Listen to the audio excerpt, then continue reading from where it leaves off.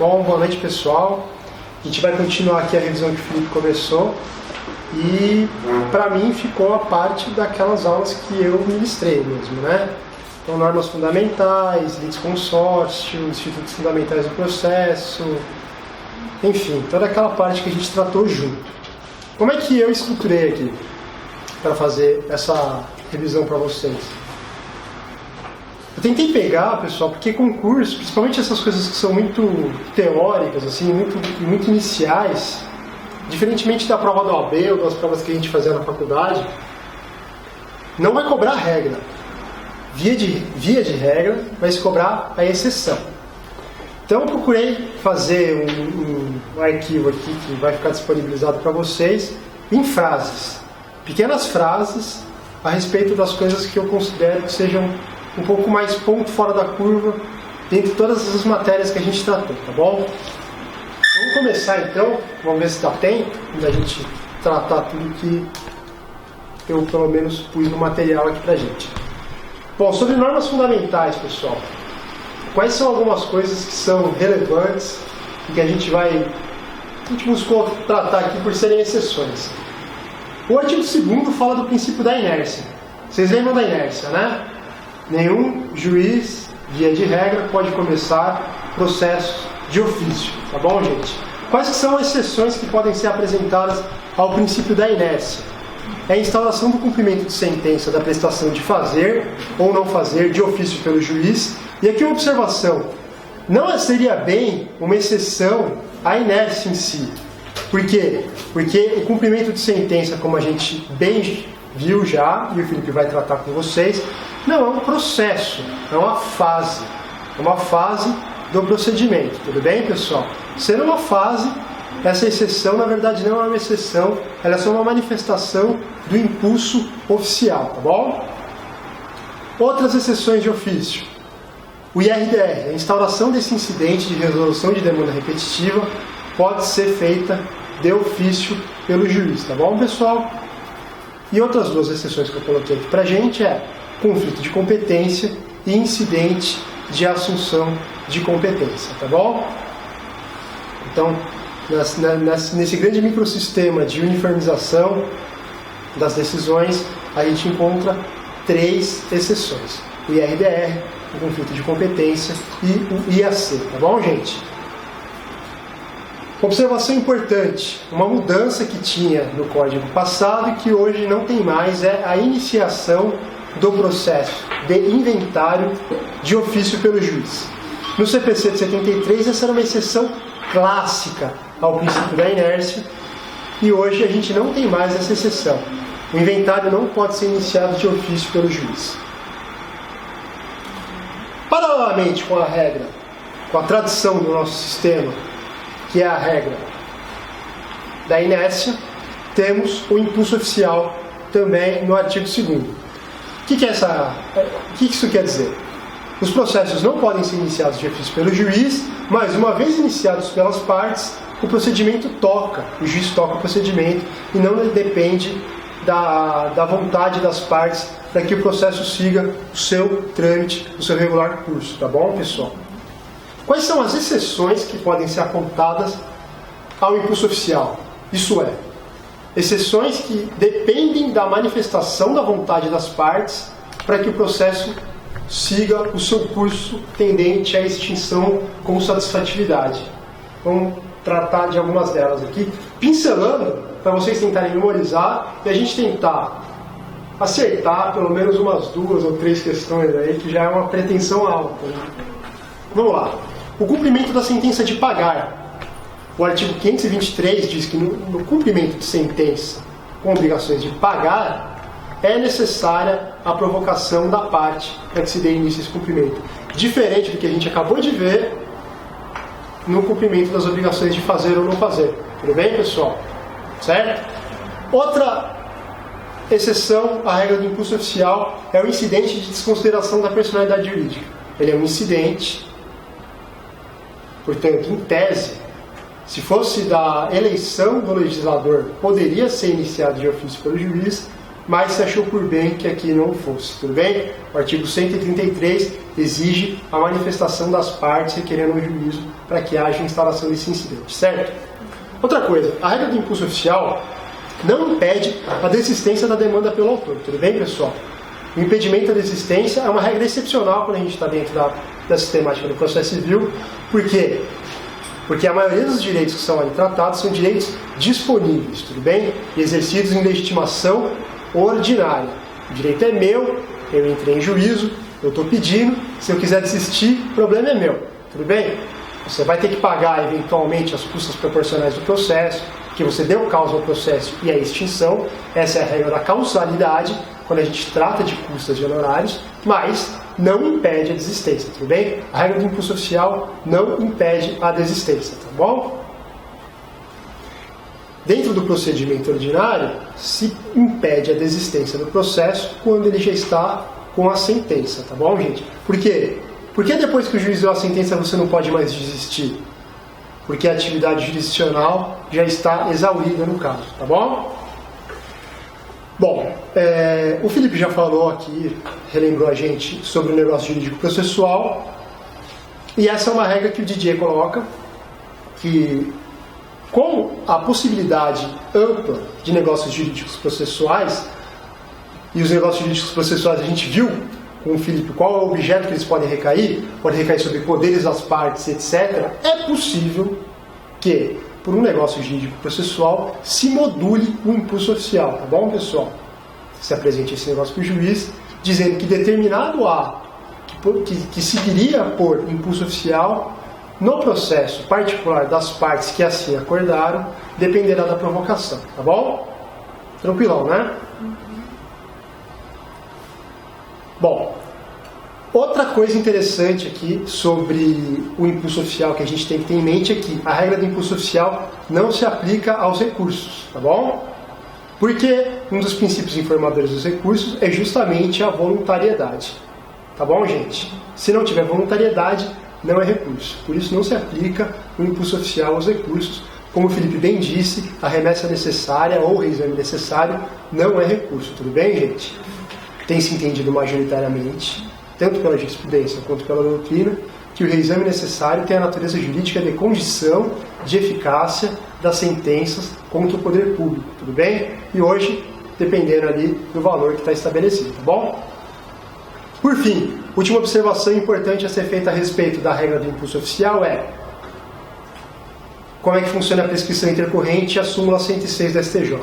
Basicamente, o que a gente tem que ter no cotejo dessas duas coisas é a seguinte: a demora não imputável à parte não gera prescrição intercorrente, tá bom, pessoal?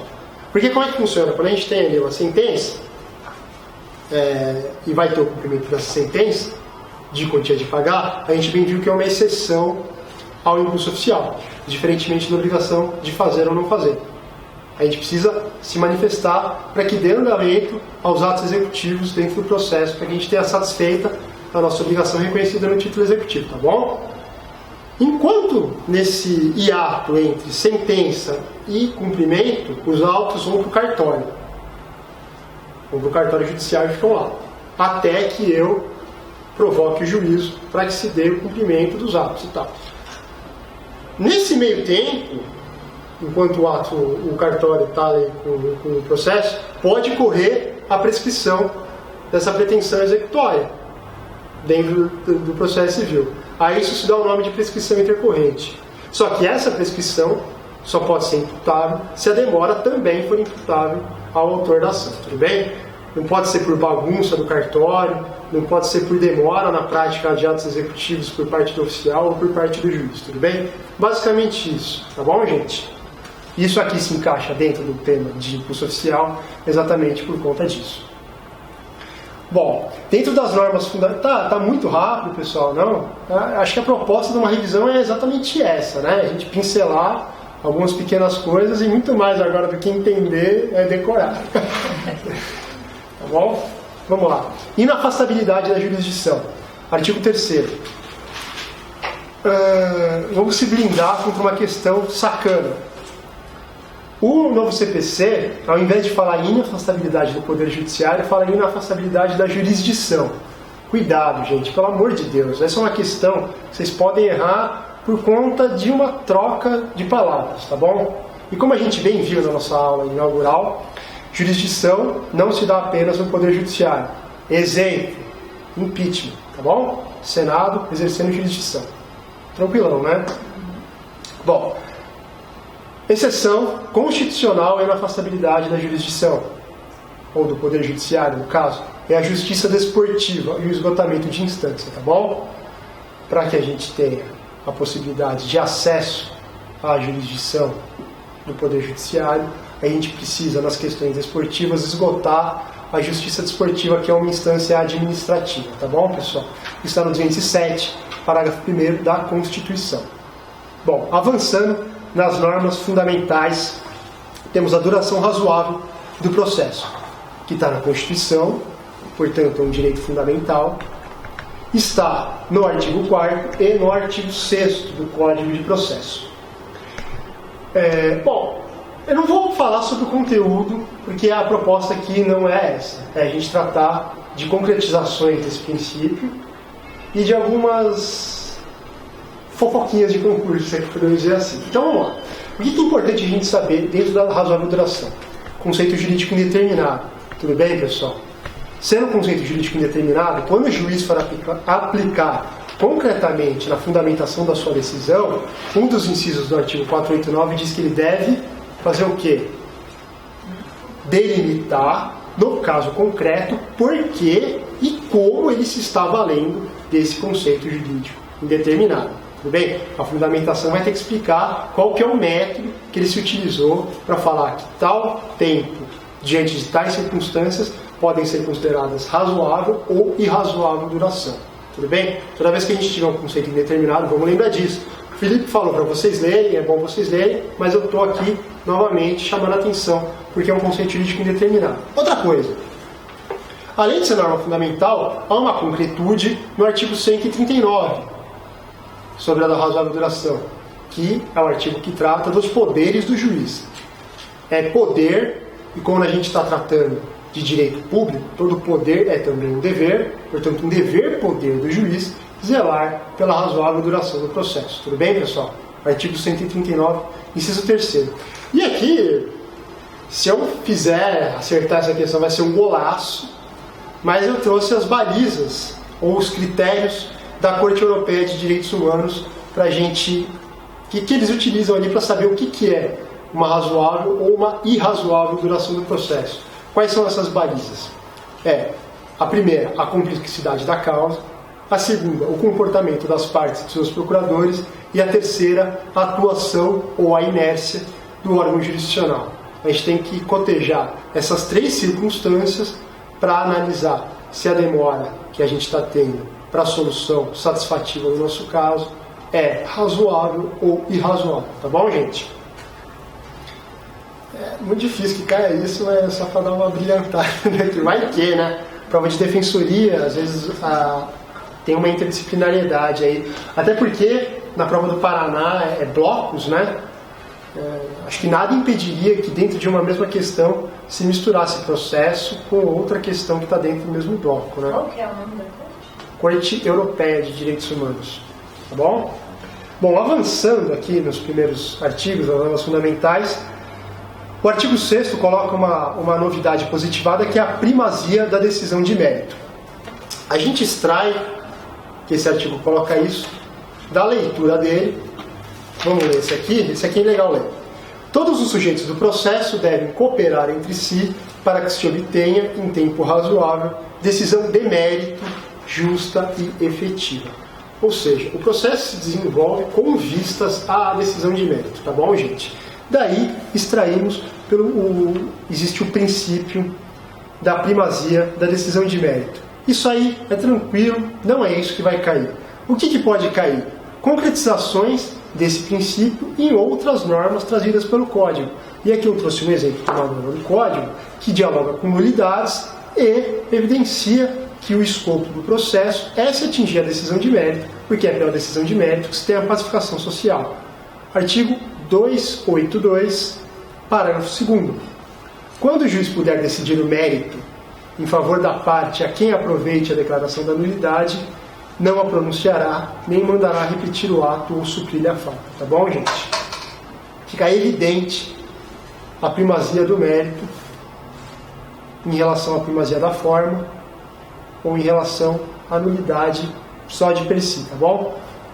Outro exemplo em que a gente poderia falar que há primazia da decisão de mérito é quando a gente vai analisar uma regra que está expressa, agora não me recordo o número preciso do parágrafo, mas nos recursos extraordinário e especial, salvo vício de intempestividade, havendo outro vício que possa ser sanado, se o recurso for tempestivo, ele não vai ser inadmitido. Dá-se a oportunidade de sanar esse vício. Para quê? Exatamente para se analisar o mérito recursal, tá bom, pessoal? A gente vê atualmente, hoje, bastante forte em código, a instrumentalidade das formas. Se o ato atinge o objetivo a que ele visa atingir, dar-se-á primazia à análise do mérito em detrimento de algum vício formal que ou não é tão relevante ou pode ser sanado, tá bom, gente? Na sistemática dos recursos a gente percebe aí que o único sacrilégio quase que insanável é realmente a tempestividade, tudo bem? Que bem ou mal, aqui também, para falar a verdade, salvo algumas exceções, o recurso intempestivo é meio que uma má-fé processual, né, pessoal? Você tem 15 dias úteis. A única coisa que você tem que respeitar aí no jogo é o tempo do recurso. Enfim, não cabe a mim aqui falar se é bom ou não. Vamos lá, seguindo a nossa revisão. Outras duas regras muito importantes são a boa-fé e o modelo cooperativo de processo. A boa-fé objetiva está trazida no artigo 5º. Aquele que de qualquer forma participa do processo deve comportar-se de acordo com a boa-fé. Boa-fé aqui no caso objetiva, tá bom, gente? Padrão ético de conduta esperado por todos. E aqui, todos os sujeitos do processo, tudo bem? Todos aqueles que interferem no processo e que assumem situações jurídicas tanto passivas quanto ativas, tá bom? Perito, dever de boa-fé. Ministério Público enquanto órgão interveniente, dever de boa-fé. E assim sucessivamente. Oficial de justiça, dever de boa-fé. Intérprete, todo mundo deve adotar um padrão ético de conduta, tudo bem? Exatamente porque a gente adota hoje um modelo cooperativo de processo, que é um redimensionamento, em que nem o juiz inquisidor é a figura principal e nem somente as partes se degladiando entre si num processo completamente adversarial. Vocês lembram que eu falei disso? Existem os modelos inquisitivo, modelo adversarial e o modelo cooperativo, que é muito mais do que uma junção ou um modelo misto. Quando a gente não sabe falar o que é, a gente fala que é misto. Aqui é outra coisa. A pedra de toque do modelo cooperativo, como a gente já viu e estamos recapitulando, é uma redimensionação, uma releitura do princípio do contraditório, tudo bem? Que hoje é entendido pelo trinômio informação, participação e possibilidade efetiva de influência na decisão, tudo bem? E é essa pedra de toque quando a gente fala de modelo cooperativo. Ora, eu, enquanto adversário, da outra parte, posso e devo litigar com todas as armas legalmente postas à minha disposição. Mas isso não me dá o direito de ser desleal. Tudo bem, pessoal? Certo? Até porque, se eu, dentro desse contraditório, dentro desse processo que é cooperativo, agir à falta de boa-fé objetiva, vocês lembram?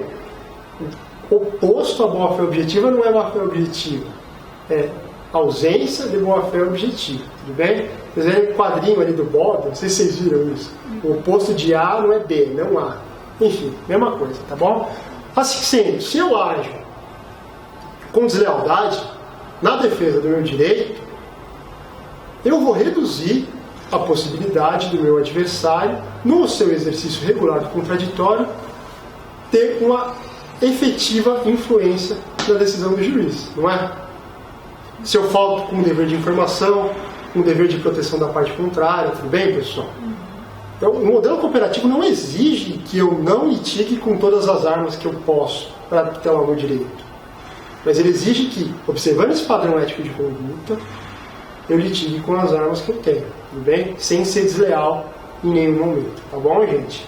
Basicamente, isso. Vamos lá. Paridade de armas. Artigo 7º. Artigo 7º coloca que compete ao juiz zelar pelo contraditório e fala da paridade de armas. Tudo bem?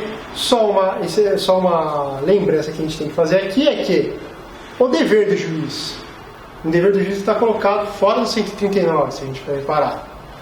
Porque o artigo 7º, na última vírgula, ele fala competindo ao juiz zelar pelo efetivo contraditório. Está repetido no 139, mas está fora dele também. Não se confunde com assistência às partes, com auxílio direto às partes. O zelo ao contraditório vai levar em consideração na atividade do juiz a boa atividade jurisdicional e não eventual desequilíbrio que se note na assistência jurídica prestada a qualquer das partes. O auxílio às partes é dever do seu patrono ou do seu defensor público. Por quê? Porque é um imperativo de imparcialidade o juiz não ajudar ninguém.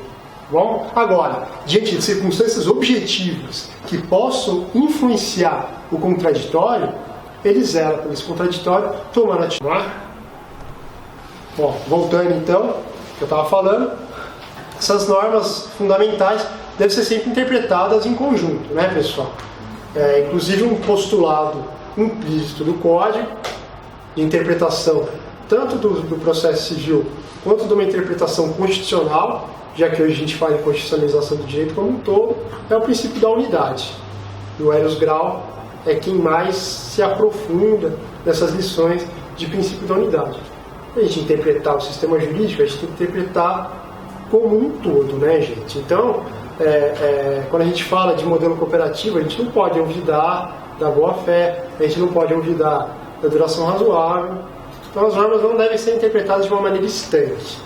É isso. Principalmente quando essas normas vêm sob a roupagem de princípio. Seguindo, artigo 8º.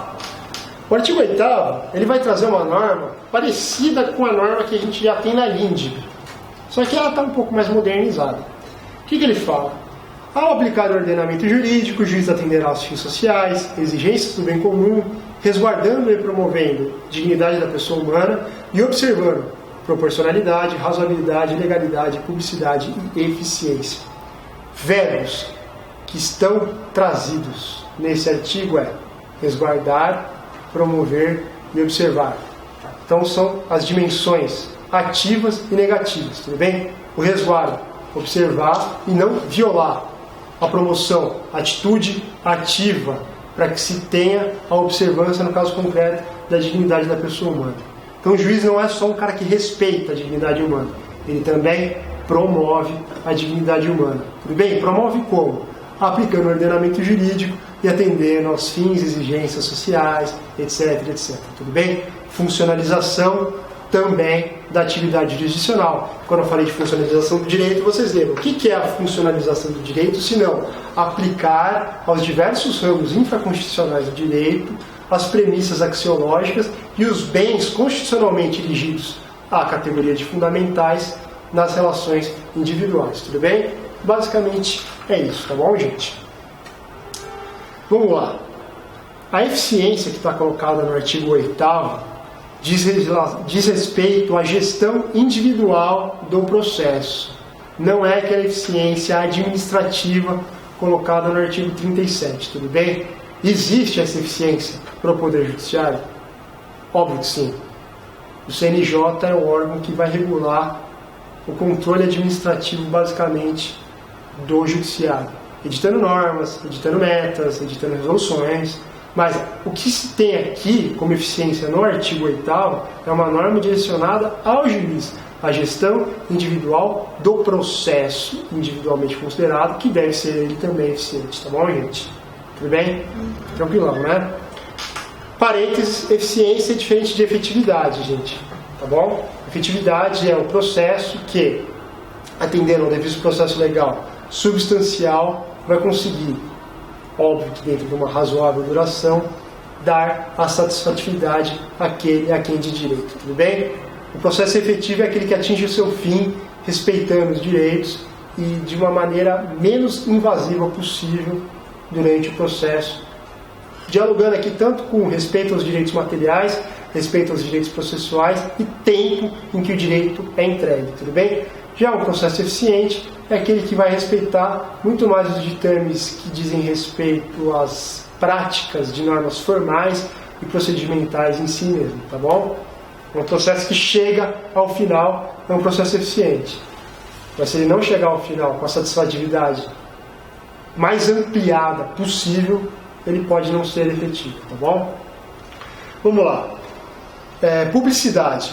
O que tem de interessante para a gente falar sobre publicidade são as regras que dizem com o segredo de justiça. O parágrafo único do artigo 11, isso aqui são regras que basicamente vocês dão uma passada de olho em casa. Assim. Uma coisa só que eu chamo a atenção é que o parágrafo 11, o parágrafo único do artigo 11, faz referência expressa à Defensoria Pública quando fala dos casos de segredo de justiça, tudo bem? Fala que vai ser autorizada a presença das partes, do MP, e fala da Defensoria Pública também, tá bom, gente?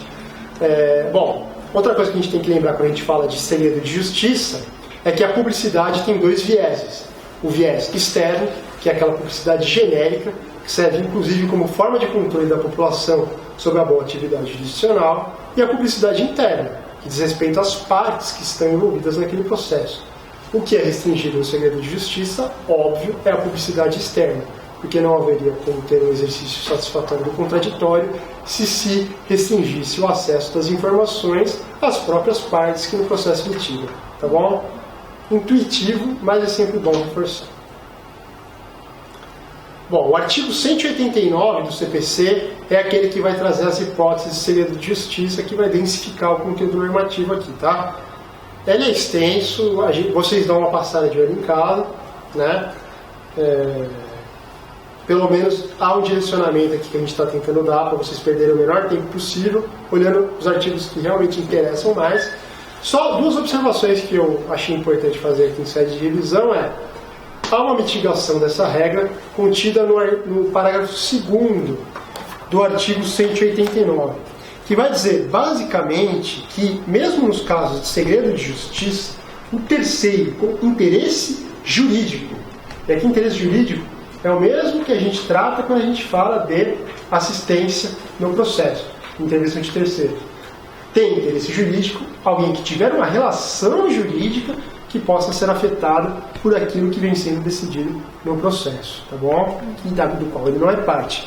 Havendo interesse jurídico desse terceiro, ele pode pedir a expedição, terceiro que demonstrar interesse jurídico, pode requerer ao juiz certidão do dispositivo da sentença, tá bom? Bem como de inventário e de partilha resultantes de divórcio ou separação, tá bom? Basicamente, divórcio e separação são processos que correm em segredo de justiça que dizem respeito ao estado das pessoas, tá bom?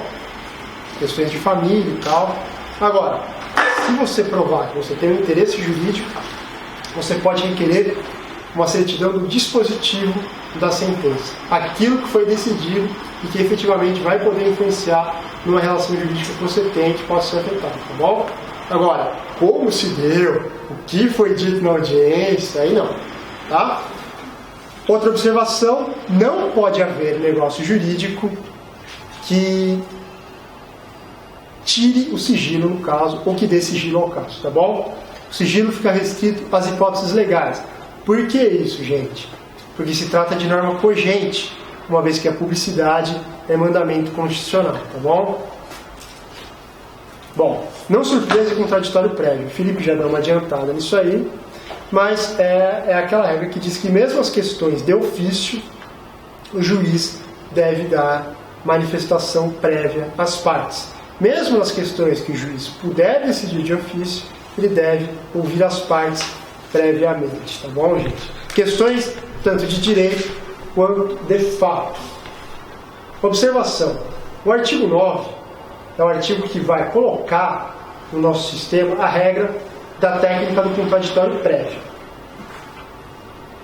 A regra aqui, para que o juiz decida sobre alguma questão, deve-se instalar o contraditório antes dessa decisão. Tá bom? E vamos dar uma lida nesse artigo aqui, porque ele tem um vocábulo que diz o seguinte: Não será proferida decisão contra uma das partes sem que ela seja previamente ouvida.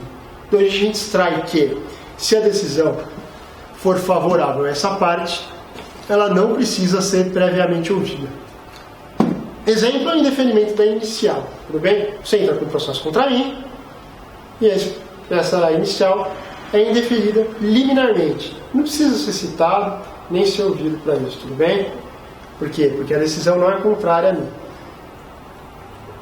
Agora, existem exceções. Exceções são importantes. Pode ser que caia na prova. Em que, mesmo a decisão sendo contra, a técnica será do contraditório diferido ou do contraditório eventual. Então, no parágrafo único do artigo 9º, são basicamente as decisões em tutela de urgência. Uma urgência justifica que seja proferida uma decisão contra você antes que você seja ouvido. As decisões dos incisos 2 e 3 da tutela de evidência, que são aquelas hipóteses da tutela de evidência em que não é necessária a análise sobre a atividade da parte contrária para que se tenha a configuração da hipótese, e as liminares em tutela monitória, tudo bem? Cujo contraditório é eventual. Ele é exercido através de uma ação autônoma de impugnação, que são os embargos monitórios. Tem natureza de meio autônomo de impugnação, tá bom? Bom, outras exceções que estão fora do artigo 9º. É a tutela antecipada possessória, quando a sua posse for de força nova.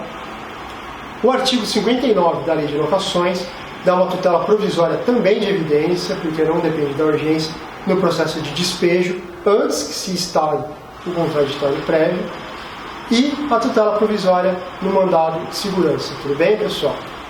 Essas são hipóteses em que se optou pela técnica do contraditório diferido.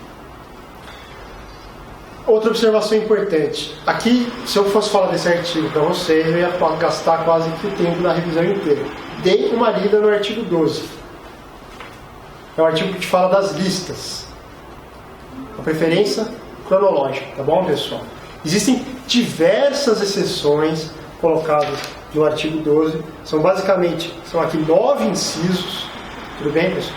Vocês vão ler esse artigo 12 em conjunto com o artigo 1040, tá bom? Das disposições finais, que vai falar de algumas outras listas diferenciadas, como é o caso de idoso, de pessoas com deficiência, daqueles que têm preferência na tramitação dos processos, tá bom?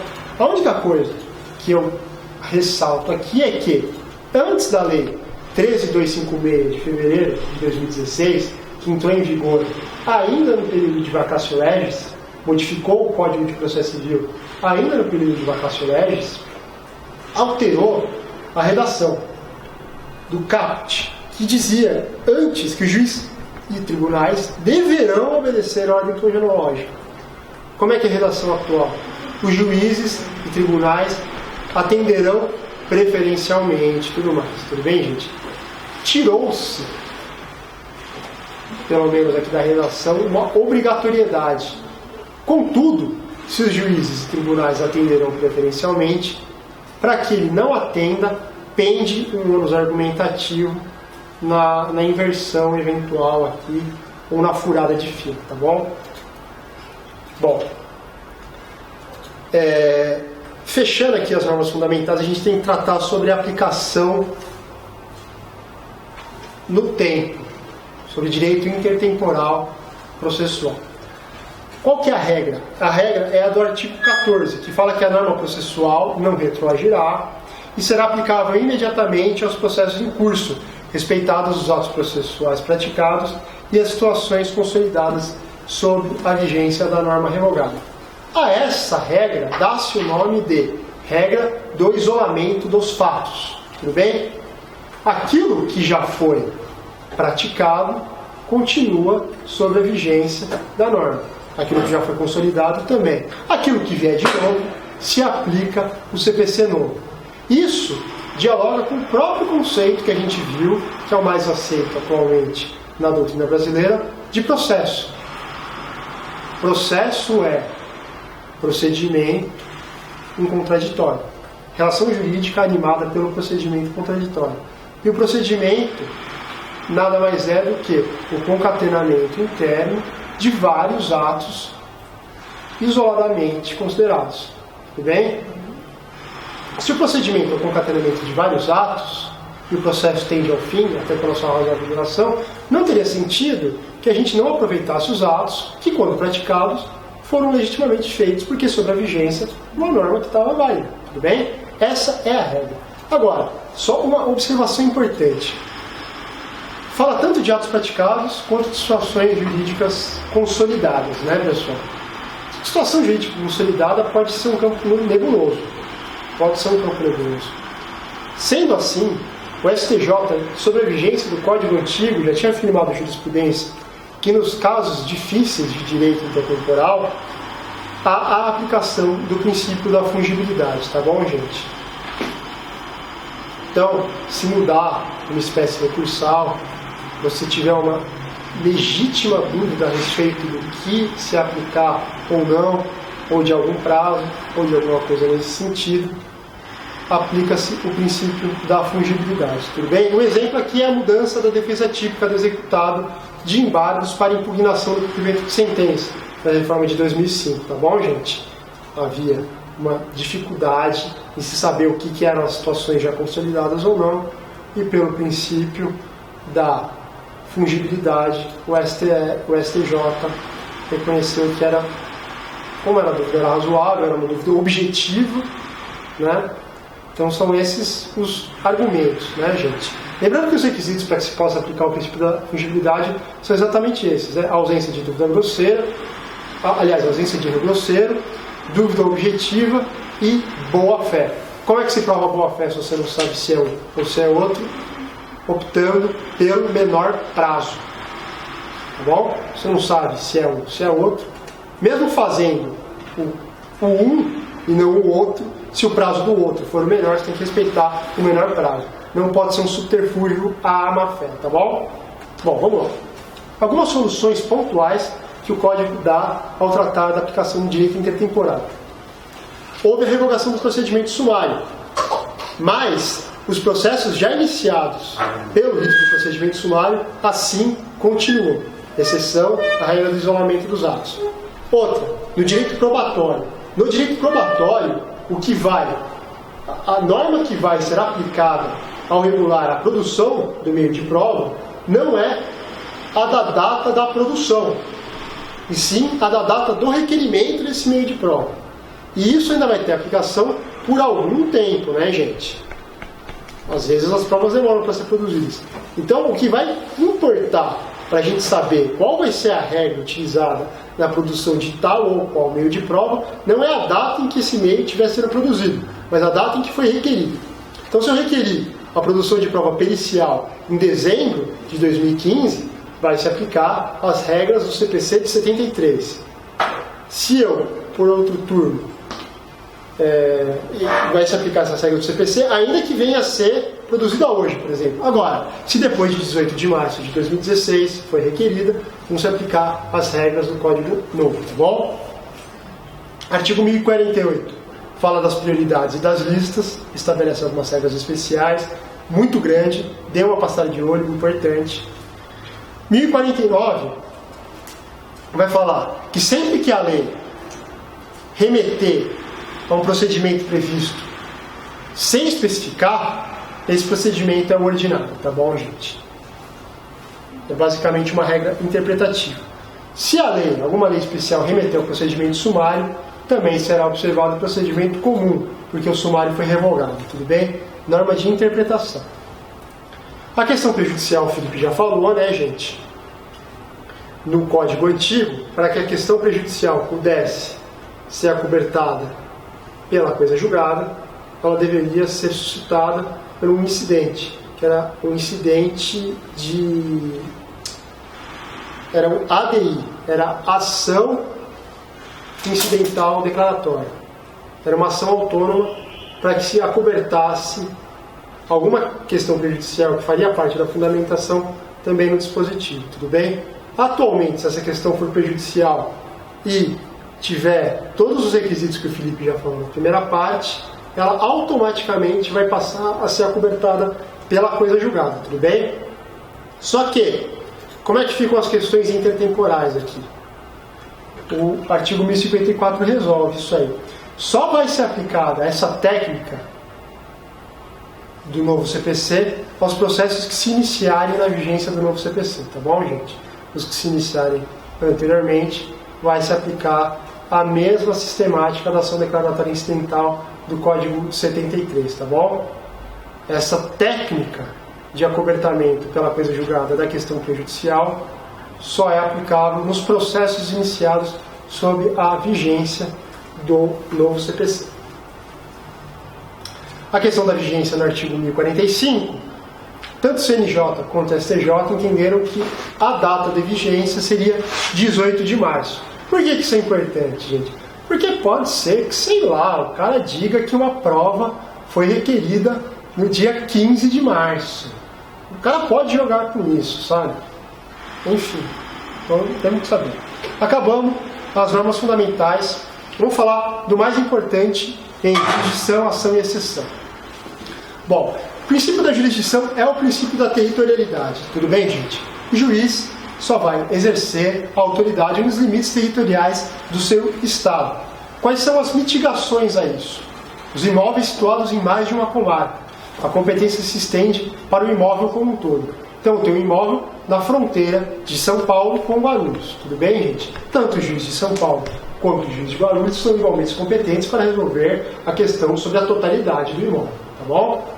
Outra, artigo 255 permite a comunicação pessoal e atos executórios em comarcas contíguas ou da mesma região metropolitana sem a necessidade de precatório. De novo, eu estou promovendo uma execução aqui em São Paulo e o oficial de justiça vai ter que fazer arrolamento de bens em Guarulhos, que é o município onde reside o executado. Comarca contígua, mesma região metropolitana, não há necessidade da expedição de uma carta para que se cumpra em uma comarca contígua atos executórios ou atos de trâmite regular do processo, tá bom? Outra, colheita de depoimento à distância por meio do sistema de transmissão de imagem. Está no 385, parágrafo 3º e 453, parágrafo 1º e 2º. Tudo bem, gente? O juiz diretamente vai colher esses depoimentos, tá bom, gente? Não vai precisar, não é necessário mais que se mande uma carta precatória para que outro juiz, então, colha esse depoimento e ele venha para o juiz que vai jogar a causa original. Isso, além de uma facilitação ao acesso à justiça, é também, há que se dizer aqui, um prestígio à regra da imediação, tudo bem? Ou da identidade física do juiz. O juiz que colhe as provas tem que ser preferencialmente o juiz que julga, tudo bem, gente? É uma facilitação a isso também. Outra regra é a indelegabilidade, quando a gente fala de jurisdição. Não se pode delegar. Só que a gente tem que prestar atenção aqui que essa indelegabilidade vai pender sobre a atividade decisória do juiz. Outras atividades é possível que se delegue. Por exemplo, carta de ordem dos tribunais aos tribunais dele vinculados para colher o depoimento de uma testemunha que só foi, sei lá, descoberto em sede de segunda instância já, tá bom? Ou a delegação do pleno do tribunal para o órgão especial quando for resolver questão de constitucionalidade. Vocês lembram disso aí, né, pessoal? Os tribunais que tiverem mais de 25 membros, é possível que se delegue a questão da resolução de inconstitucionalidade para o órgão especial. Quem imagina, um tribunal como São Paulo tem centenas de desembargadores, todo mundo parar o que está fazendo para decidir uma questão de constitucionalidade ou não difusa em sede de algum processo. Mano, é possível que se delegue para um órgão especial, tá bom? E existem outras que eu botei aqui pra gente, tá bom? Bom, regra do juízo natural. Varas especializadas não são violação do princípio do juízo natural, tá bom? Por quê? Porque elas vêm sobre regras gerais, abstratas, impessoais e anteriores à causa, tá bom? Essa questão já foi resolvida pela STF. Vara especializada não é violação do princípio do juízo natural. O artigo 43 do CPC de 2015 traz a regra sobre o momento da determinação da competência e possibilita a mudança na hipótese excepcional de supressão do órgão judiciário ou de norma posterior que altere a regra da competência absoluta. Tudo bem, gente? Então, mesmo que tenha iniciado o processo em um lugar, pode haver alteração da competência. Pode, de maneira excepcional, se for suprimido o órgão judicial ou se houver alteração em regra absoluta de competência. Tudo bem? Vamos supor que as regras sobre indenização por acidente de trabalho sofram uma alteração e passe a ser da Justiça do Trabalho e não mais da Justiça Estadual. Vai para lá. Morreu, acabou. Tá bom, gente? Ou que se suprima as varas especializadas em inventário, vamos supor. Vai passar para outro juiz, tudo bem, gente? Se houver a supressão do órgão, existiu uma vara que não existe mais, ou uma mudança de competência absoluta, tá bom? Jurisdição voluntária, gente. O que é muito importante aqui a gente tem que falar de jurisdição voluntária? A exceção expressa que permite o julgamento por equidade, quando a gente fala de jurisdição voluntária, tá bom? Isso está no artigo 723 do CPC. E o entre aspas aqui, que a gente tira é: o juiz poderá adotar a solução que considerar mais conveniente ou oportuna. Isso nada mais é do que julgamento não pela legalidade, mas pela equidade, tá bom, gente? Importante a gente observar que só é possível julgamento por equidade nas hipóteses excepcionais previstas em lei, tá bom? Quais são elas? Além dessa, o valor dos alimentos, tudo bem? O artigo 1694, parágrafo 1º do Código Civil, ao estabelecer que há de se observar o binômio de necessidade e possibilidade, e a doutrina mais moderna fala inclusive em proporcionalidade, a fixação do valor dos alimentos é uma decisão judicial baseada em equidade, portanto. E o valor das multas por descumprimento das obrigações de fazer ou não fazer, as astrentes, que o Felipe falou ao passado, também são fixadas de acordo com o juízo de equidade. E outra que quase todo mundo esquece, o artigo 25 da Lei dos Juizados Especiais, Lei 9.099, autoriza que o juiz exerça uma jurisdição de equidade, não necessariamente uma jurisdição de direito. O que ocorre é que a prática, nesse sentido, é muito pouco feita, motivo pelo qual a gente acaba esquecendo, mas está lá, tá bom? Bom, outra coisa importante de se falar sobre jurisdição voluntária que é diferente é, em alguns procedimentos de jurisdição voluntária, o juiz pode iniciar de ofício. Herança jacente, arrecadação de bens ausente e coisas vagas são exemplos nesse sentido, tá bom, gente? E nas ações declaratórias e ações de jurisdição voluntária, é perfeitamente possível que não haja réu, tudo bem? Bom, arbitragem. Vamos tratar aqui, gente, de duas coisas importantes que a gente tem que lembrar de arbitragem.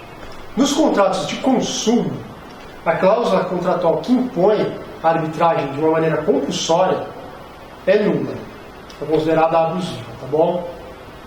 Outra coisa que a gente tem que saber, lembrar sobre arbitragem, diferença de compromisso arbitral para a cláusula compromissória. O compromisso arbitral é um acordo feito pelas partes quando a controvérsia já existe, tá bom, gente? E a cláusula é um acordo prévio. Dentro de um contrato que trata de diversas coisas, tem-se uma cláusula falando que, se der chabu, vai ser resolvido dentro de juízo arbitral, tudo bem? O nome já ajuda bastante a gente identificar isso. Cláusula está dentro de um contrato que trata de outras coisas, é uma cláusula de um contrato, não é um negócio jurídico inteiro a resolução dentro da sede arbitral. Compromisso não, compromisso é um compromisso feito para que se resolva, normalmente depois que a B aconteceu, tá bom? Vamos lá, mediação e conciliação, outra coisa importante, diferenças. Conciliador é mais ativo, inclusive propondo soluções. É mais indicada para os casos em que não há vinculação entre as partes, anterior. As partes não se conhecem. O mediador atua como um veículo de comunicação entre as partes, um facilitador do diálogo, auxilia a compreender as questões e tudo mais. Não propõe ele uma solução e é mais indicado para os casos em que já haja vinculação entre as partes. Por exemplo, questões envolvendo direito de família, fixação de alimento, guarda de filhos e etc. Tá bom? Regramento comum aos dois. Veda-se qualquer tipo de constrangimento pelo terceiro. Então, o mediador, o conciliador não pode ficar falando, olha, eu acho melhor que vocês adotarem a minha solução, porque o juiz ali é cascadura, hein, meu? Você não está querendo dar um salário mínimo, ele vai te pôr 3. Não pode fazer isso. Outra coisa. Ambas... Quê? Não pode, mas acontece. Acontece, mas não pode. Ambas podem ocorrer tanto durante o processo como antes do processo. Tudo bem, gente? Caso aconteça durante o processo, os mediadores e os conciliadores serão auxiliares de justiça e a eles se aplicarão as mesmas regras de impedimento e suspeição. Pode ocorrer tanto em câmaras públicas vinculadas a determinado tribunal, quanto esfera privada, e podem sim ser atividade remunerada, seja na esfera privada ou até mesmo funcionários públicos. Tudo bem, gente? Pode ser atividade remunerada. Avançando, vamos lá. Condições da ação. O que é importante se ter em mente sobre condições da ação? Possibilidade jurídica do pedido foi extinta no CPC de 2015, tudo bem? Nele, somente a referência ao interesse de agir e a legitimidade à de causa, tá bom, gente? Não existe mais referência textual à possibilidade jurídica do pedido. Legitimidade extraordinária de instituição processual. O que é importante? No Brasil, são expressões sinônimas. Se você ouvir alguém falando de legitimidade extraordinária ou substituição processual, é a mesma coisa. Não confundir com sucessão de partes, que é a substituição de uma parte do processo por alguém que entra depois. Tudo bem? Não confundir substituição processual com sucessão de partes. Tá bom. Vamos lá. Artigo 18, parágrafo único. Regra importante nesse tema, vai dizer que, havendo a substituição processual, o substituído poderá atuar como litisconsorte, tá bom? Assistente litisconsorcial, certo? Então, alguém entra me substituindo, legitimação extraordinária por meu direito, eu posso ingressar como assistente litisconsorcial. Outra coisa importante nesse tema, colocada no Código de Processo Civil, diz respeito à alienação de coisa litigiosa. Tudo bem? Se eu alieno aquilo que está sendo discutido no processo, posso fazer isso, eu vou continuar como parte naquele processo e não o adquirente. Apesar de ser ele que vai sofrer o efeito da coisa julgada, caso se perca esse bem, eu vou continuar atuando no processo na qualidade de substituto processual dessa parte. E essa parte só vai poder me suceder, sucessão de partes, se o outro polo assim concordar. Tá bom, gente? É assim que funciona. E o outro sai? Só se todo mundo concordar, senão não. Senão a regra é que aquele que alienou continua no processo na qualidade de substituto processual. Tá bom? Causa de pedir no Brasil. Causa de pedir é um dos 3 elementos da ação. Quais são os elementos da ação? Partes, pedido e causa de pedido. Elementos identificadores da ação. O que importa no Brasil quando a gente fala em causa de pedir? É a causa de pedir fática ou é a causa de pedir jurídica? É a causa de pedir fática. Aqui é a teoria da substanciação. Apenas os fatos identificam a ação e é a esses fatos que o juiz deve se ater na sua sentença para que ela não seja ultra, extra ou citra petita. Tá bom, gente? Vige aqui aquele brocado iure nocte curia. O juiz conhece o direito. Dá-me os fatos que te dão o direito. Tudo bem? Lembrando que mesmo as questões em que ele pode decidir de ofício, ele tem que abrir para a manifestação dos outros. Decidir de ofício é diferente de decidir sem oitiva das outras partes. Tá bom? Decidir de ofício significa que eu posso decidir sem ser provocado. Só isso. Exceções rituais de novo CPC. O novo CPC não prevê mais as exceções rituais, tudo bem? Como espécie de resposta do réu. Então a incompetência agora deve ser alegada em preliminar de contestação, a suspeição e o impedimento são incidentes processuais, tudo bem, gente? Não existe mais as exceções rituais. Competência. Aqui eu trouxe de volta porque eu fiz uma questão no nosso simulado que a galera errou sobre o artigo 44, que são as fontes normativas sobre competência. O artigo 44 vai trazer que, obedecidos os limites da CF, a competência é determinada pelas normas previstas nesse código ou em legislação especial pelas normas de organização judiciária e ainda no que couber pelas constituições dos Estados. Esse é um rol exaustivo? Não. O regimento interno dos tribunais também é uma fonte normativa sobre competência que não está trazida aqui. Afinal de contas, ele não é código, ele não é legislação especial. Por quê? Porque não é fruto da atividade legislativa, ele não é tampouco norma de organização judiciária e muito menos fruto do poder constituinte derivado, decorrente. Ou seja, não é Constituição de Estado também. Tá bom, gente? Então, o que eu fiz naquela questãozinha? Falei, estão previstos expressamente como fontes, meti lá regimento interno. É sacanagem fazer isso? É. Acontece muito. Então, vamos ficar espertos. E outra, é a possibilidade de negócio jurídico sob competência relativa, pessoal. No que, no particular, passa a ser fonte normativa sobre competência. Exemplo, cláusula de eleição de foro. Tá bom? Competência nacional, concorrente e exclusiva. São os artigos 21 a 23, tudo bem? Há quem fale em competência nacional, há quem fale em jurisdição nacional, tudo bem? Porque a jurisdição é a que diz respeito propriamente com a soberania, sendo a competência apenas regras de divisão do exercício da jurisdição. O que é importante a gente ter aqui? O artigo 22 é importante a gente dar uma lida, que ele é inteiramente novo, não há reprodução dele no Código passado. E é importante a gente ter em mente que, basicamente, a diferença prática entre os casos que são possíveis de serem julgados em competência, tanto aqui quanto lá fora, para os que só podem ser julgados aqui, é a possibilidade de homologação da sentença estrangeira. Para os casos em que a jurisdição brasileira não reconhece nenhuma outra, não há possibilidade de homologação da sentença estrangeira. Tudo bem? São os casos do artigo 23. Outras coisas importantes. O artigo 24 vai dizer que, proposta uma ação no tribunal estrangeiro, ela não induz litispendência e ela não obsta que a autoridade brasileira conheça sobre uma mesma questão. Tá bom? Ressalvados os tratados internacionais, acordos bilaterais, etc. Certo, gente? Essa regra, por óbvio, diz respeito às competências concorrentes. Tudo bem? Outra coisa, o parágrafo único diz que a pendência de uma causa estrangeira não impede a homologação da sentença no Brasil. Então a gente tem uma sentença estrangeira versando sobre um fato que está rolando uma ação aqui no Brasil. Não se impede a homologação por esse simples fato. Exatamente porque não existe a litispendência entre essas ações, tudo bem? E aí, como é que se resolve se eu tiver a homologação da sentença estrangeira e depois tiver o trânsito em julgado desse processo que está sendo julgado no Brasil? Aquela que for primeiramente constituída, tudo bem?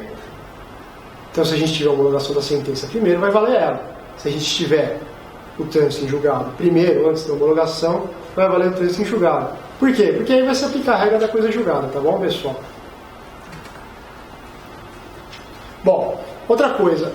É possível a cláusula de eleição de foro internacional. Isso está no artigo 25. Não compete à autoridade judiciária brasileira processamento e julgamento quando houver cláusula de eleição de foro exclusivo estrangeiro em contrato internacional. Tá bom, gente? Não se aplica o disposto nos casos de competência exclusiva. A gente não pode derrogar a competência do artigo 23. E aplica-se nessa hipótese o artigo 63, parágrafo 1º e 4º, que são as regras de eleição de foro. Tranquilo. Bom, ainda sobre competência, decisão de juiz incompetente. No CPC antigo, toda e qualquer decisão de juiz incompetente era nula, de pleno direito. Tudo bem? Exceto se essa incompetência fosse relativa. O STJ entendia que era válida. Por quê? Porque a competência relativa diz respeito a interesse particular das partes e não sobre questões de ordem pública. Agora, o CPC de 2015 unificou o tratamento no parágrafo 4º. E ele vai dizer que, salvo decisão em contrário, serão conservados os efeitos da decisão do juiz incompetente, seja se incompetência relativa ou absoluta, até que outra seja decidida, se for o caso, pelo juiz competente.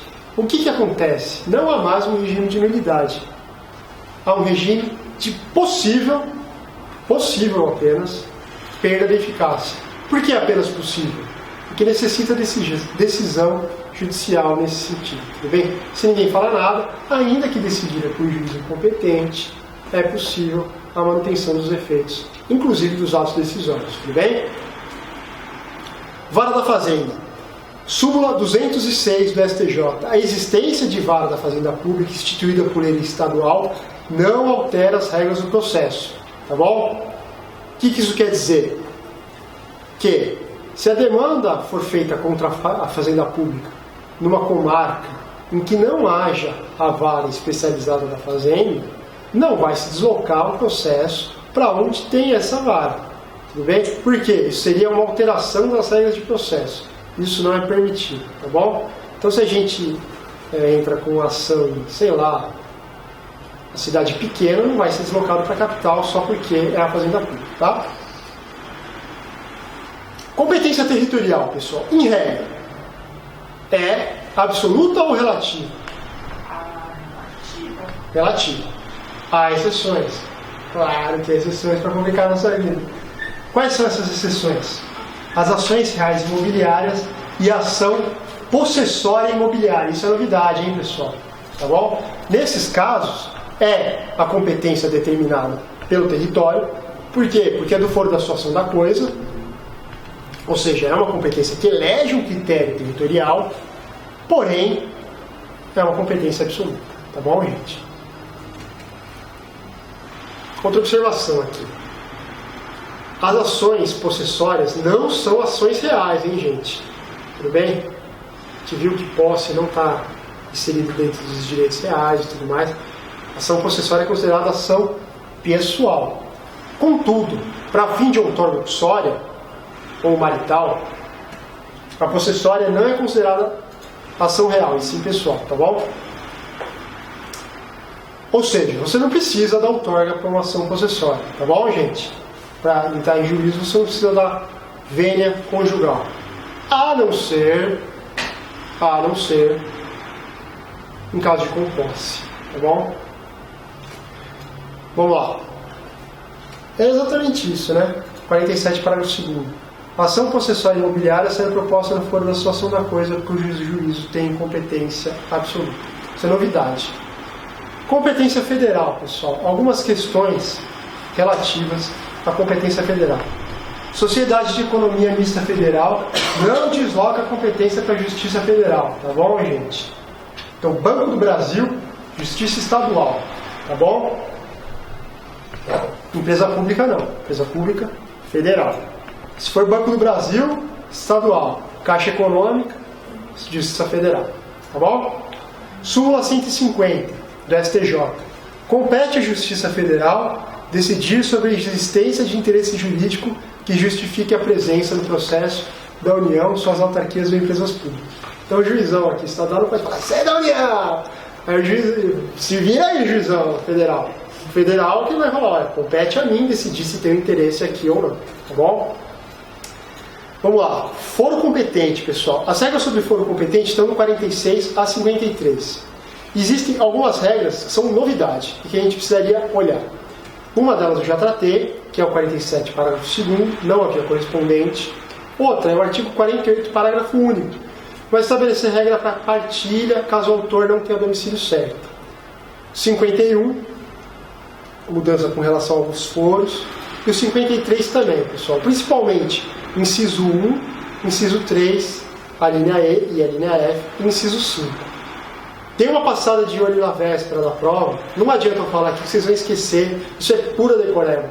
Dá uma passada de olho nesses artigos antes da prova, porque são algumas novidades, tá bom? Bom, ainda quando a gente fala de competência, é legal a gente dizer que o novo CPC, ele autoriza o reconhecimento de ofício da abusividade da cláusula de isenção de foro, tá bom? Ela é reputada ineficaz e é uma remessa dos autos ao juiz competente, tá bom, gente? Tudo bem? Por quê? Porque a abusividade aqui passa a ser uma questão de interesse mais relevante, tá bom, gente?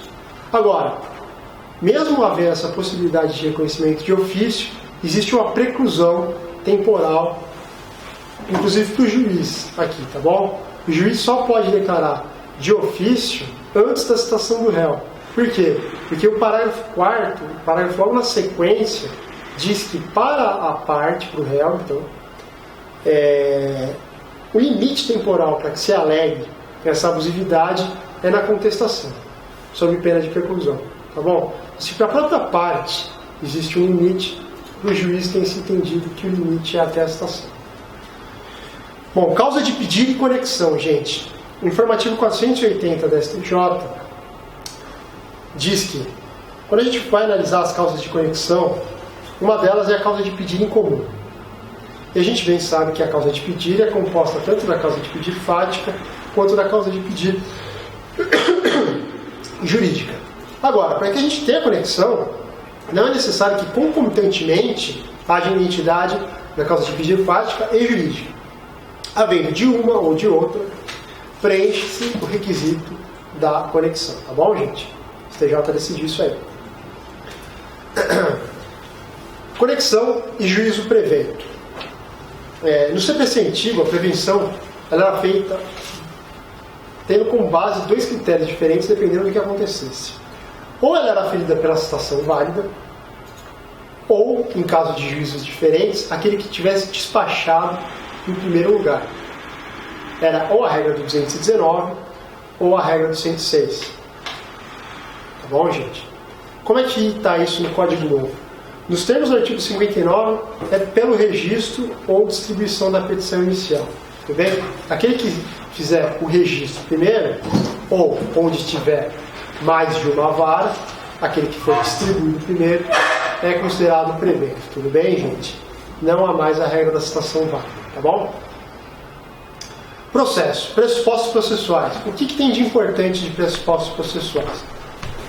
Dentro dos poderes do juiz, ele pode, de ofício, determinar o suprimento dos pressupostos e o saneamento de outros vícios, tá bom? Esse é um poder que não encontra correspondente no CPC antigo. Outra regra que trata expressamente de pressupostos processuais é o 485, que é correspondente ao 267 antigo, que é a resolução do processo sem mérito. Tudo bem? Sentença sem resolução de mérito. Uma das hipóteses de sentença sem resolução de mérito é quando faltar algum dos pressupostos processuais. Tá bom, gente? E o parágrafo 3º desse artigo 485 diz que alguns incisos em que tem-se ali elencado que são causas de sentença sem resolução de mérito podem ser reconhecidos de ofício em qualquer tempo e em qualquer grau de jurisdição. E o inciso que trata dos pressupostos processuais é exatamente um desses incisos. Tudo bem, gente? Há aqui alguém, alguma doutrina, que vai dizer que esse artigo 485, parágrafo 3º, nessas matérias que são reconhecidas de ofício, em qualquer tempo e grau de jurisdição, enquanto não houver ocorrido trânsito julgado, relativizariam uma jurisprudência do STJ e do STF que, mesmo matérias de ordem públicas, se não pré-questionadas, não poderiam ser reconhecidas em sede inaugural de recurso especial ou recurso extraordinário, porque não foram pré-questionadas. Prescrição, por exemplo, não pré-questionou, não poderia ser decidida em sede de recurso especial ou recurso extraordinário. Agora, eu usei a prescrição só para dar um exemplo. Não é uma das hipóteses dos incisos que estão englobados nesse parágrafo 3º. Mas a gente pode começar a pensar numa mitigação dessa jurisprudência, porque da própria lei decorre que essas matérias podem ser reconhecidas de ofício em qualquer tempo e grau de jurisdição. Tudo bem, gente? Bom, sujeitos do processo. Mudamos o tema agora.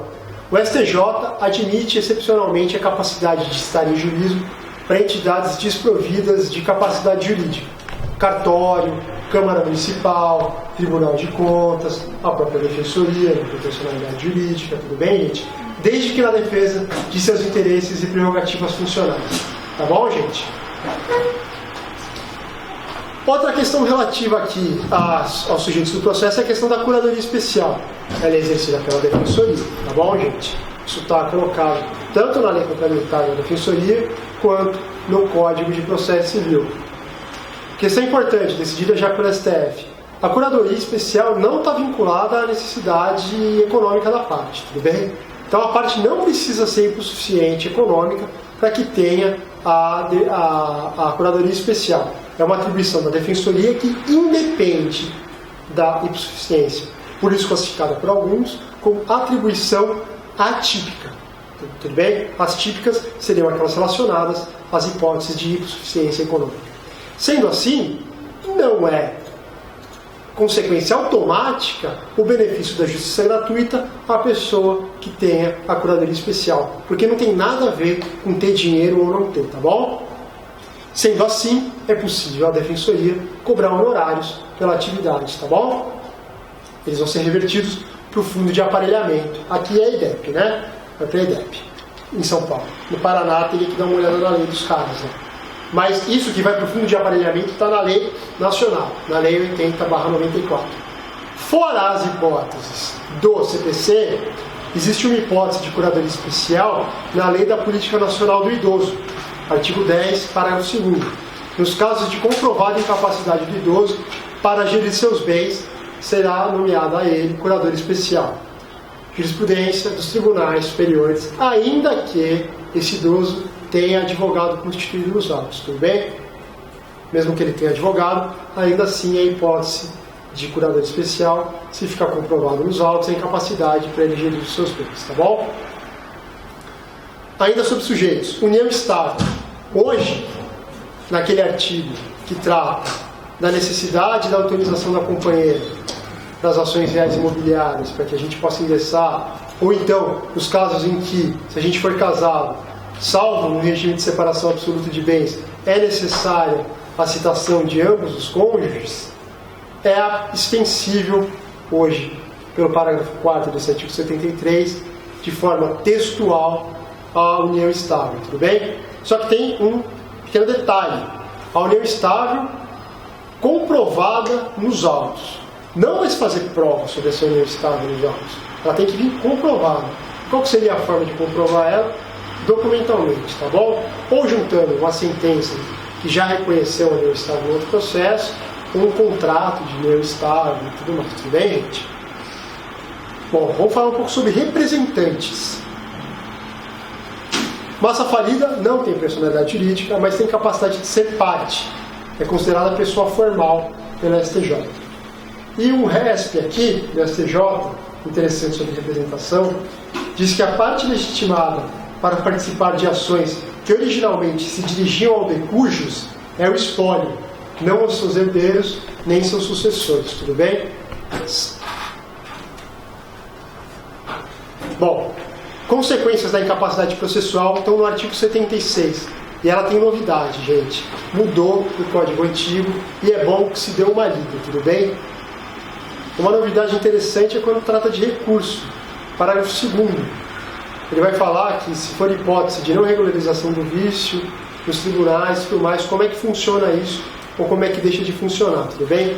O importante saber é que essas atitudes são do relator, e que atualmente parece que ficou revogada a súmula do STJ, que dizia que se na instância especial não houvesse procuração do advogado nos autos, o recurso era tido por inexistente. Hoje, como há possibilidade de sanar esse tipo de coisa, parece que isso foi relegado não ao plano da existência, mas ao plano da eficácia, motivo pelo qual essa súmula parece que perdeu a sua aplicabilidade, tá bom, pessoal? Bom, outras coisas importantes de se dizer. O ato atentatório à dignidade da justiça, pessoal, ele pode impor multas para os advogados, para as partes. Agora, sendo MP, defensoria ou advogado público, não penderá a multa pelo ato atentatório à dignidade da justiça do artigo 77. A responsabilidade será administrativa pelos próprios órgãos que regulam a responsabilidade desses profissionais, tudo bem? Então você vai sofrer uma sanção pela defensoria, pelo Ministério Público, pela Procuradoria, tudo bem? Não vai ser a multa aplicável aqui. Outra coisa, o inciso 4º do artigo 77, ele prevê como ato atentatório aquilo que antigamente era um procedimento especial, cautelar, de atentado, se chamava, né? Que é inovações ilegais sobre o bem, o direito e litígio. Tudo bem, pessoal? O que o STJ já decidiu a respeito disso? Que para que haja a configuração do atentado, desse ato atentatório à dignidade da justiça, é indispensável que essa inovação ilegal ou alteração do estado do bem em litígio gere prejuízo à parte adversária, tudo bem? É uma consequência que não pode ser afastada caso a gente queira aplicar a multa. Litigância de má-fé, gente, o que é importante? Nesse ato atentatório, então, para considerar... Não, só o atentado, que é o do inciso 4º. Precisa que se prove o efetivo prejuízo à parte contrária, tá bom? Litigância de má-fé, o que temos de novo, pessoal? Estabelecimento de um piso e de um teto. É de 1 a 10% do valor da causa, tá bom? Se esse valor for irrisório, pode ser em até 10 vezes o salário mínimo, tá bom?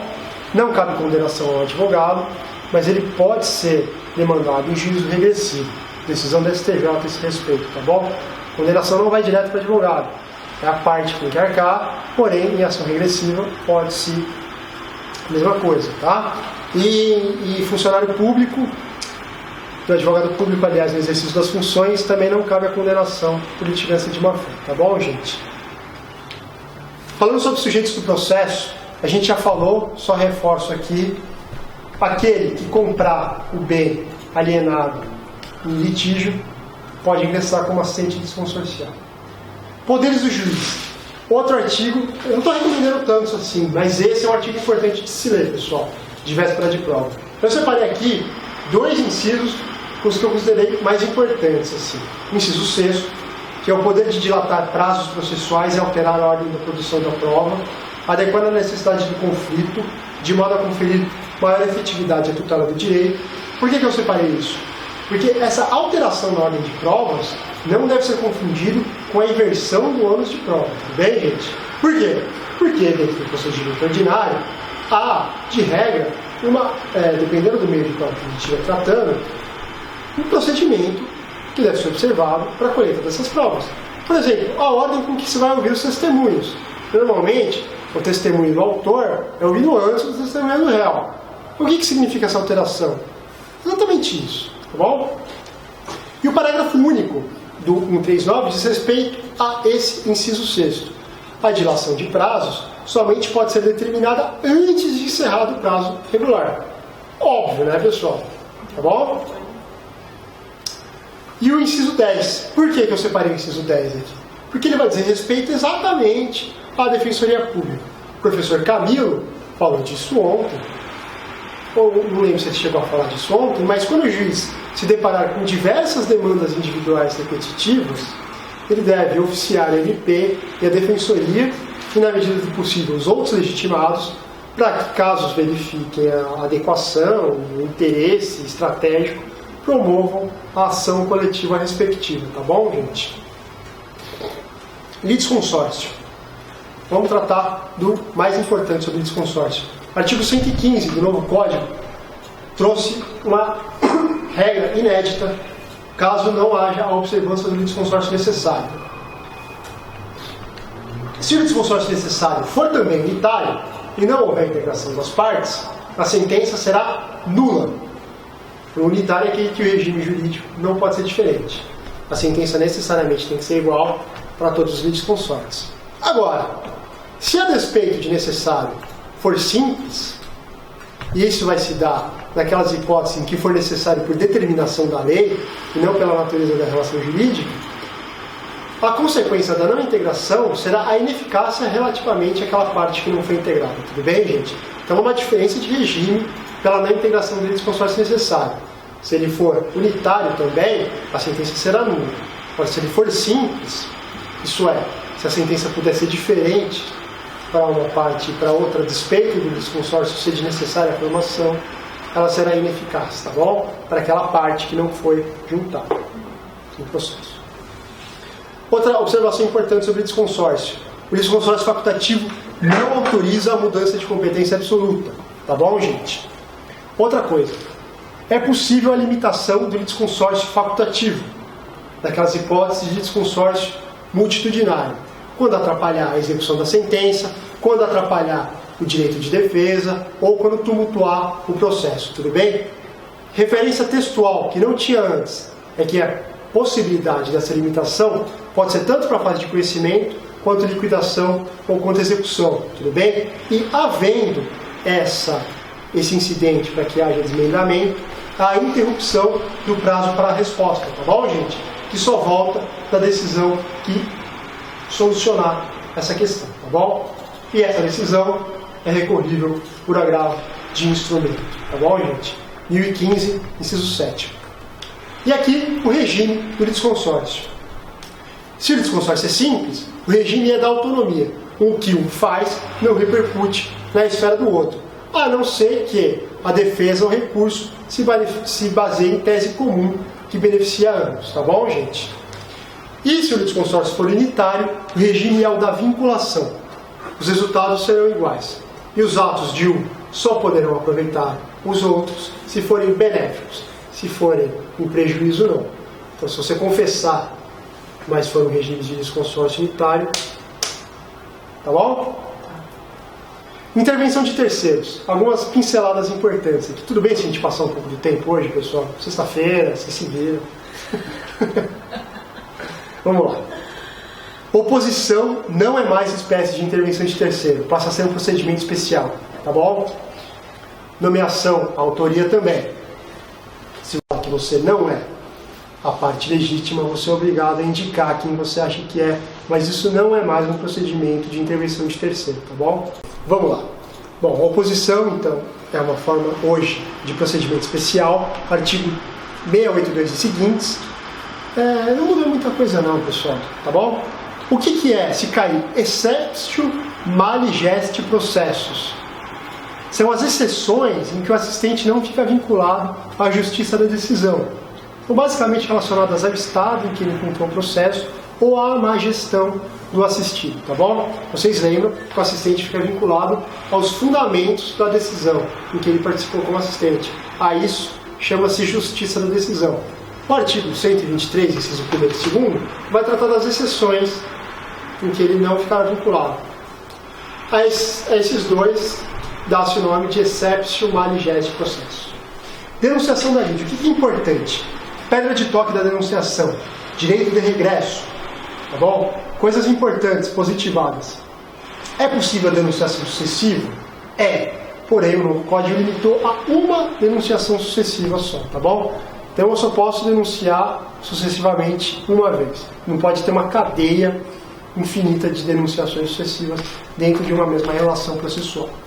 Outra coisa importante, o CPC revogou o artigo 456 do Código Civil, que tratava da evicção. Portanto, hoje não é mais possível a denunciação persal. Tá bom? Eu não posso ir no primeiro da cadeia se eu for sofrer evicção. Basicamente é isso que se diz, que se entende, não porque está expresso no Código de Processo, mas porque ele revogou a norma que se usava para chegar à conclusão de que era possível a denunciação persal. Tá bom, pessoal? Outra coisa, no NCPC não é obrigatória a denunciação da lide. Tinha uma puta discussão sobre isso, o STJ já tinha assentado o entendimento que não era obrigatório. E o artigo 125, parágrafo 1º, colocou isso de forma expressa, não é obrigatório. Tudo bem? Se não é obrigatório, o que passa a ser então? Um ônus. O que é um ônus? Uma situação que não é obrigatória, mas que deve ser feita para que se obtenha uma vantagem dentro do processo. Tá bom? Passa a ser, pura e simplesmente, um ônus. Impróprio. Vamos lá. Chamamento ao processo. Pedra de toque do chamamento ao processo. Solidariedade, tá bom? E quais são as coisas que a gente tem que ter fixadas aqui? Ela é apenas provocada pelo réu, é uma modalidade de intervenção apenas provocada pelo réu e apenas no processo de conhecimento, tá bom, pessoal? Desconsideração da personalidade jurídica, novidade no CPC, é um incidente, regula o procedimento, tudo bem? As normas materiais sobre desconsideração, se na desconsideração previdenciária é maior ou menor, consumerista maior ou menor, civil maior ou menor, está nos diplomas materiais respectivos. Aqui trata do procedimento e tão somente do procedimento, tá bom? É um incidente, mas não pode ser provocado de ofício pelo juiz. A gente viu que era uma exceção em impulso oficial, lembra? O MP também não vai intervir automaticamente, como aliás ele nunca o fará. Tá bom, pessoal? É só nos casos do artigo 188 e numa análise do próprio órgão ministerial, o que se costuma dizer ali, uma atuação racional do Ministério Público, tudo bem? Racionalizada, melhor dizer. Ele vai ver se é o caso ou não. Não é automático, tá?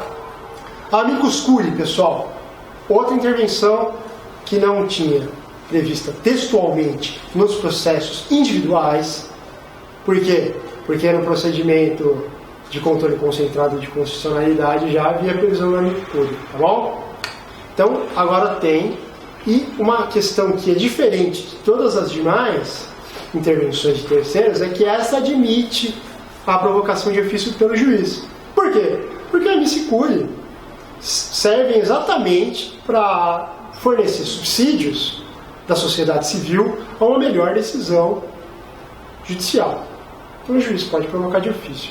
Isso é até sistemático. Se você entender a que se prestam os amicus curiae, você vê que faz sentido de fato que o juiz possa chamar de ofício, tá bom? Questões importantes. Como se trata de intervenção de terceiro, o amicus curiae é parte, tá bom? Assim, não se aplica a ele regra de suspeição e impedimento, por exemplo. Tá bom, gente? O amicus curiae ali, a Associação dos Bispos vai falar sobre o aborto. Ah, mas não pode porque o padre não quer. Mas e aí que o padre não quer? Ele não precisa ser imparcial. Ele fornece subsídio para uma decisão, tá bom? Legitimidade recursal, pessoal. Como regra, o amicus curiae não detém legitimidade recursal. Mas o que vai cair na prova é a regra ou é a exceção? É a exceção. E quais são as exceções? Decisão que julgar o incidente de resolução de demanda repetitiva e embargo de declaração das decisões desse mesmo incidente de demanda repetitiva. Tá bom, pessoal? Intervenção de alimentos, gente. É aquela colocada no 1698 do Código Civil. Vocês lembram que a gente tem que chamar primeiros de grau mais próximo, caso não seja suficiente a verba para as necessidades daquele que pede os alimentos, você pode chamar os demais. Lembram disso? Esse chamamento é uma intervenção, tá bom, pessoal? Qual que é a peculiaridade aqui? É que o STJ não admite que se ingresse com ação pulando o grau de parentesco, sem que se prove que o grau de parente mais próximo não tem possibilidade de arcar com a verba alimentícia. Você quer pedir pro vô, você tem que provar que o pai não pode, tá bom? Estamos acabando, pessoal. Tutela provisória. Aqui em frases curtas. Até porque, modéstia à parte, foi uma puta aula que vocês tiveram disso. Vocês não esqueceram desse tema. Vamos lá. Coisas importantes. Unificação dos requisitos para cautelar e para antecipado. Está tudo no 300. Você pediu para cautelar ou pediu antecipado, os requisitos são os mesmos. Tá bom, gente? Não existe mais fumão e fuminho. É um fumo só. Tudo bom. Outra coisa. Pelos requisitos serem os mesmos, há a previsão expressa hoje de fungibilidade. Fungibilidade que indiscutivelmente é de mão dupla. Não se trata mais a fungibilidade de mão única, como se tinha no código passado, exatamente porque não tem mais fumão, não tem mais fuminho. É tudo um requisito só. Então não há que se falar em que para um o requisito é menor, então só pode ir do menor para o maior, do maior para o menor não. O requisito é igual, artigo 305 do NCPC deixa claro que se você pedir uma e o juiz entender que é outra, aplica-se a fungibilidade, tá bom? Fundamentos da tutela provisória. Tutela provisória é gênero, vocês lembram, gente? Tutela provisória é minha cabeça. Tutela de evidência é um fundamento, tutela de urgência é outra. Tutela provisória, tutela antecipada é dentro da tutela de urgência e tutela cautelar também, são os dedos, tá bom? Então, a JA, que é a tutela provisória, braço direito evidência, braço esquerdo urgência. A urgência pode ser satisfativa, tutela antecipada, conservativa, tutela cautelar. Tranquilo? Não esqueçam isso, hein, gente? Eu fiz um simulado, um parênteses, que quebrou a perna de todo mundo aqui, né? Falando que tutela antecipada é sinônimo de tutela de urgência. Lê com atenção, calma, tá bom? A urgência, tutela de urgência pode ser requerida incidentalmente ou de forma antecedente. O que é de forma antecedente? É quando a urgência é anterior à própria ajuizamento da ação, tá bom? E aí, gente, existem os requisitos para que se peça uma ou outra. Então, no artigo 303 e 304, para tutela de antecipada requerida em caráter antecedente, e 305 até 310 para tutela cautelar requerida em caráter antecedente. Diferenças básicas e elementares entre uma e outra. Apenas a tutela requerida em caráter antecedente antecipada, ou seja, apenas a tutela antecipada em caráter antecedente vai ter a consequência possível, não inexorável, da estabilização dos efeitos dessa tutela, tudo bem? Caso seja deferida e intimada a parte contrária, não recorra no prazo, tudo bem? Existe uma discussão doutrinária se deve ser recurso ou se pode ser qualquer meio impugnativo. Letra da lei fala em recurso. Se você tiver que recorrer, tentar anular alguma questão da prova, o examinador vai se escorar na letra da lei. A letra da lei está recurso, pessoal, tá bom? Então, se tiver lá recurso, provavelmente essa questão vai estar mais certa do que as outras, tá? Sendo assim, gente, não existe mais processo cautelar autônomo. Não existe mais processo cautelar autônomo, tudo bem? Extinguiu-se isso. Se você quiser pedir em caráter antecedente, é um procedimento. Qual que é algumas grandes questões aqui? Tanto no procedimento da tutela cautelar quanto da tutela antecedente requerida em caráter da tutela cautelar quanto antecipada requerida em caráter antecedente, você só faz uma exposição sumária daquilo que você vai pedir na tutela final, mas as custas já são adiantadas no valor da causa principal, tá bom, pessoal? E você não precisa complementar essas custas depois, tudo bem? Muito embora, para a tutela cautelar, haja jurisprudência do Superior Tribunal de Justiça dizendo que o valor da causa nas cautelares não corresponde necessariamente ao valor da causa da ação principal, porque o objeto da cautelaridade é diferente do objeto daquilo que se pede na ação principal. Diferente da tutela antecipada, o objeto é exatamente o mesmo. Na cautelar, não. A cautelaridade tem um mérito próprio que difere do mérito daquilo que é pedido na ação principal. Mas, um dos artigos que trata sobre o requerimento da tutela cautelar em caráter antecedente fala que não se precisará complementar as custas. Se não se precisa complementar as custas mais tarde, pressupõe-se que essas custas devem ser adiantadas no valor da tutela final que vai ser pedida. Mas aí é uma questão de, na prática, você ver o que você vai fazer, né? Bom, outra coisa interessante aqui, pessoal, que a gente tem que ter em mente é que a tutela cautelar ou antecipada, tutela de urgência, como um todo, ela é possível tanto na sentença quanto em sede recursal também, tudo bem? Em qualquer momento ela é possível, tá bom? O STJ, na vigência do Código Antigo, já tinha decidido que mesmo que o juízo seja absolutamente incapaz, incompetente aliás, ele pode tomar decisões de urgência, tá bom, gente? Isso aí não vai ser anulado. Informativo 524, tá bom? Outra coisa, para a efetivação das medidas de tutela de urgência, existe uma previsão expressa de que no que couber será aplicado o regime das medidas de apoio no cumprimento de sentença, tudo bem? São poucas as coisas que se a gente for observar, de fato se utilizam assim, né? A gente já até tentei fazer esse esforço hermenêutico, ver o que de fato traria, mas algumas coisas se trazem, né? Por exemplo, a atipicidade dos meios executivos, etc, tá bom? Fato é que tá essa regra aí, se cair na prova, existe, tá bom? O que eu andei observando é que as provas de processo civil estão bastante dentro da lei, por enquanto, né, pessoal? Bastante, assim. Então, eu tenho tentado trazer jurisprudência na medida do que no código passado ainda tem alguma aplicabilidade, batendo naquilo que foi revogado, porque a lei trata de uma maneira diferente, mas é basicamente isso. Responsabilidade civil, objetiva, tá, pessoal? Não precisa comprovar culpa. Se você teve benefício, se você causou dano para a parte, e essa decisão for ser revertida depois, não interessa se você teve culpa. Responsabilidade objetiva, tá bom?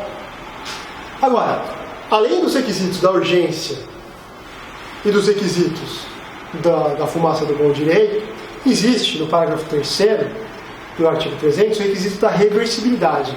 Não será concedida a medida se não for reversível. Reversibilidade fática, né, gente? Porque o provimento judicial sempre pode ser revertido formalmente. Agora, o que tem se falado e a jurisprudência pacífica do STJ aqui, se houver o que se chama de irreversibilidade de mão dupla, é possível se considerar tutela antecipada fazendo uma ponderação dos valores colocados em jogo. Por exemplo, alimentos. Alimentos são verbas irrepetíveis. Sendo irrepetíveis, há irreversibilidade disso aí. Você nunca vai poder cobrar de volta aquilo que você pagou a título de alimentos. Tudo bem? Há uma irreversibilidade fática. Mas os alimentos se prestam exatamente à subsistência dessa pessoa. Então, havendo irreversibilidade para os dois lados, porque o cara que presta alimentos ele não vai mais poder reaver. Mas para o outro, a irreversibilidade é a morte, né? Eu não estou comendo, eu não estou vivendo, eu vou ficar na rua, eu vou morrer. Basicamente, uma pitada de drama, a irreversibilidade é a morte. Então, nesses casos, é possível que mesmo diante da irreversibilidade fática, se tenha a possibilidade do deferimento da medida. Caução. A caução é uma medida chamada de contra-cautela. Exatamente por conta dessa responsabilidade objetiva, o juiz pode falar: fiote, você vai prestar uma caução aqui para a gente garantir alguma reversibilidade que possa vir a sofrer, tá bom? Agora, importante para a gente, se a parte for insuficiente econômica, dispensa-se. Isso está previsto textualmente, tá bom? Artigo 300, parágrafo 1º, infine. Bom, tutela antecipada antecedente, eu já fiz essas observações, né? Você precisa indicar o valor da causa, precisa indicar, na tutela antecipada antecedente, como ela pode gerar a estabilização dos efeitos, você precisa indicar expressamente que você está se valendo desse benefício, tá bom? Eu já fiz algumas, e como é que eu faço? Caixa alta, 22, fonte. Nos termos, parágrafo 5º do artigo 303, indico esse juízo em respeito à cooperação do processo, não sei o que lá, que pretendo me valer do benefício tá bom? É expresso, tem que estar expresso. Bom, como eu disse, a inércia do réu é recurso pela letra da lei. Pela letra fria da lei também, estabilização não faz formação de coisa julgada.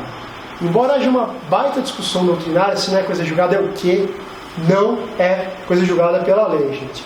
Prova de primeira fase, vamos pisar no terreno seguro da lei, tudo bem? Só que há a possibilidade de afastamento por uma ação autônoma no prazo de 2 anos, tudo bem? Tranquilo, né, pessoal?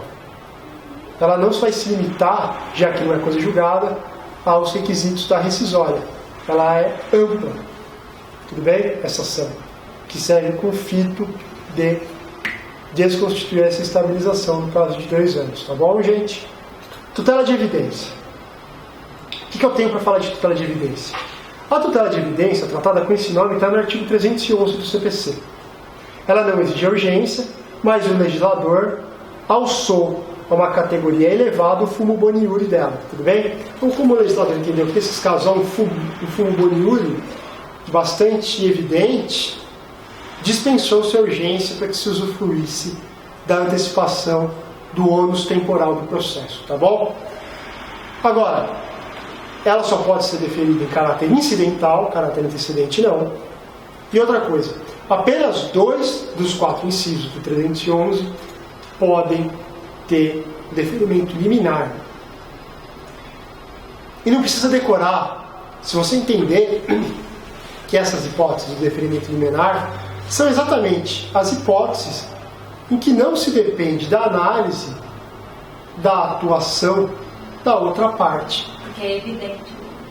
Não é que é evidente o direito. Em todas o direito é considerado evidente.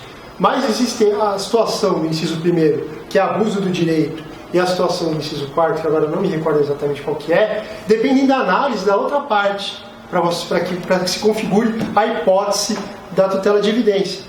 Diferente das hipóteses dos incisos 2 e 3. Olha, a hipótese do inciso 1 fala, ficar caracterizado abuso de direito. Só vai ficar caracterizado abuso de direito depois que a outra parte se manifestar. E se eliminar o conceito temporal, vocês lembram que eu falei isso para vocês? Liminar, não existe uma natureza liminar. Liminar é aquilo que é feito no começo do processo. In limine litis. Conceito. Ou seja, só eliminar aquilo que é feito sem a oitiva da parte contrária. E só vai poder ser aplicado às hipóteses em que independem de uma atividade processual da parte contrária. Senão não seria liminar. Nem teria como ser liminar, tudo bem? Que é o abuso do direito. E na 4, a petição inicial foi instruída com prova documental suficiente do direito do autor a que a parte contrária não foi capaz de opor prova que instale dúvida razoável. Tudo bem? As outras duas não. É alegação de fato comprovada documentalmente, com tese firmada em julgamento de caso repetitivo, ou tratar de pedido repersecutório fundado em prova documental. Independe de atuação da outra parte para que se comprove a hipótese de incidência dessa tutela de evidência, tudo bem? Por isso que só essas duas podem ser definidas em caráter liminar. Outra coisa, tem-se dito que a tutela de evidência é aquela que não pressupõe urgência. Por isso, algumas outras tutelas são consideradas também de evidência. O exemplo mais marcante é a liminar na possessória de força nova, tá bom, gente? Provas. Estamos acabando aqui. 10 sentenças sobre provas. Frases curtas. Fatos que independem de prova. Está no artigo 374. Dê uma olhada nesses artigos. O princípio da comunhão de provas é aquele princípio que fala que uma vez produzida a prova, ela pertence ao processo. Então ela vai poder ser usada mesmo para formar a convicção do juiz contrária ao direito ou à pretensão de quem a requereu. Tudo bem? Então o réu pede uma prova pericial, a perícia é completamente contrária ao interesse dele. Essa aqui você não vai poder usar porque foi o que pedir. A bola é minha. Não. Tá bom? Qual é o sistema de valoração das provas no Brasil? Sistema do livre convencimento motivado. Hoje, chamado por alguns apenas de sistema do convencimento motivado, porque o NCPC retirou a expressão livre. O juiz apreciará livremente as provas. Essa expressão livremente não existe mais. Por conta de tentar se evitar uma má interpretação que era feita a respeito desse vocábulo. Tudo bem? Beleza. O juiz pode determinar a produção das provas de ofício. Tá bom? O artigo 369 consagra textualmente a atipicidade dos meios de prova. Tudo bem, pessoal? Os meios de prova não são só os típicos. A gente falou disso na nossa aula sobre provas, né? Falamos a diferença de típico para nominado, né? Positivação da prova emprestada, artigo 372. É basicamente uma positivação daquilo que a jurisprudência já vinha falando sobre prova emprestada.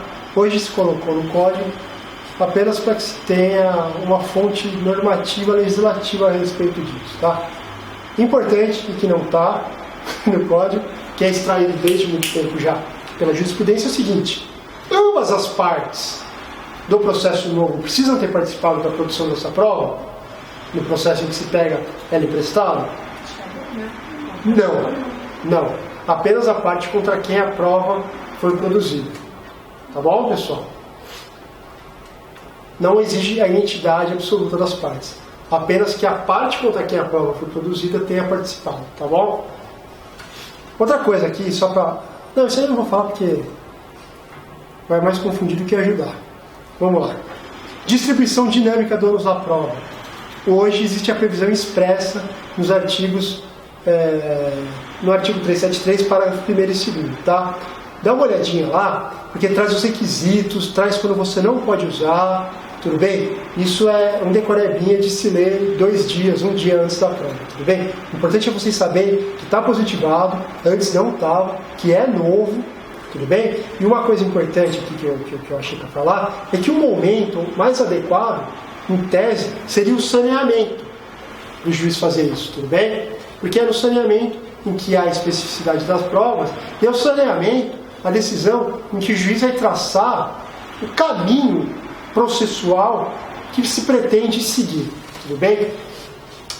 Dentro do modelo cooperativo de processo, de se evitar decisões surpresas e de se ter um processo, um caminheiro, o quanto menos possível truncado ele for, quando você vai distribuir as provas de uma maneira diversa da distribuição estática que está no código, o saneamento é o momento preferível para fazer isso. Não que não possa ser feito depois, não que essa seja uma regra absoluta, mas se você for ver nos parágrafos do artigo que trata sobre saneamento, inclusive há uma regra de saneamento que trata do saneamento consensual, existe isso hoje, é chamado de saneamento compartilhado. As partes do juiz veem como se fosse um negócio processual feito dentro do processo, o melhor saneamento para eles é um dos parágrafos que fala do saneamento, chama saneamento compartilhado.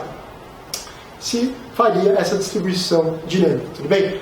Importante, pessoal, a distribuição dinâmica judicial é novidade, mas a distribuição dinâmica consensual já existia no código antigo. As partes distribuindo e o juiz apenas homologando isso. Tudo bem, pessoal? Isso já existia. Como está muito na moda e tal, você pode ter um novo código estabeleceu a lei da distribuição dinâmica judicial também é consensual.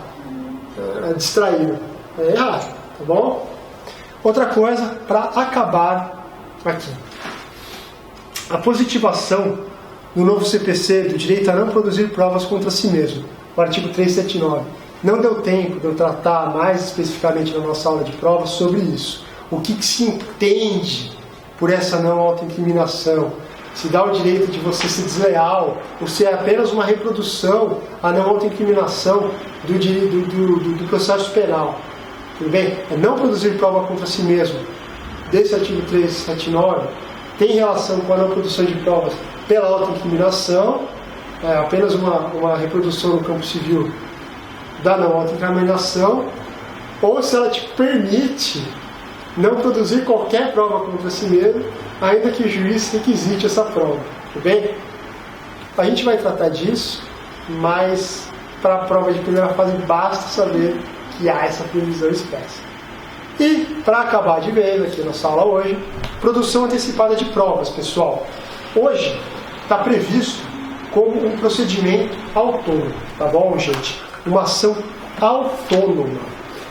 É o que se chama de ação probatória, pessoal, tá bom? Não é mais uma cautelar, como era antigamente. O que significa ela não ser mais uma cautelar?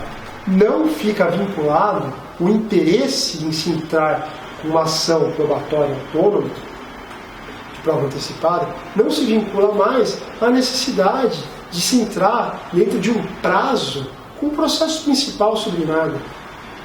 Tudo bem? Por isso que se chama ação autônoma probatória, exatamente para tirar a ideia de cautelaridade que existia quando se tratava de um processo cautelar. Tudo bem, pessoal? Eu posso ter como único interesse querer provar um fato. Tá bom, gente? Agora, o que é importante a gente ter aqui são algumas regrinhas que eu vou falar. É importante vocês lerem 381 a 383, tudo bem? Isso é uma novidadinha, grande chance de cair isso aqui. Agora, seguinte. Primeira observação a se fazer. Ação autônoma. Não há mais cautelaridade nessa ação. Tá bom, pessoal? Outra coisa. O juiz que produzir essa prova não vai valorar essa prova. Ele tão somente vai produzir. Então eu quero pegar um testemunho. Ou eu quero fazer uma perícia sobre um bem que vai se deteriorar porque é da natureza desse bem que se deteriora. O juiz não vai valorar essa prova. Não vai falar, olha, realmente esse fato, até porque o interesse é somente na produção da prova. Então ele não vai falar se o testemunho é verdadeiro ou falso. Ele somente vai colher o testemunho. Tudo bem? E outra regra importante é que esse juiz que colhe essa prova, que produz essa prova em juízo, não fica prevendo uma futura e eventual ação que se pretende usar essa prova pré-constituída. Tá bom, gente? Basicamente, é isso o que é muito importante. Outra coisa, a competência territorial é relativa. Existem regras que devem ser feitas no foro de domicílio do réu e que não previne a competência do juízo. Parágrafo 2º e 3º. Ambas regras são de competência relativa, porque territorial. Outra coisa importante, parágrafo 4º do 381 tem uma das previsões expressas de delegabilidade de competência da Justiça Federal. Se não for, não tiver sessão judiciária federal, o juiz estadual pode colher essa prova, tá bom? E o artigo 382 e 383 trazem algumas regras procedimentais mais bestas, que é só ler, tudo bem, pessoal? Olha, hoje, o que deu tempo da gente ver foi isso. Eu espero de coração que tenha sido útil, porque é uma tarefa muito inglória a gente tentar ajudar nas vésperas de prova alguém. Se puder ajudar em alguma, duas questões assim, eu já vou ficar muito feliz, pessoal. E na medida do possível a gente vai tentando aqui fazer o que der, tá bom? Obrigado. Para quem vai fazer a prova, boa sorte. Estou torcendo para todo mundo. E é isso aí, galera.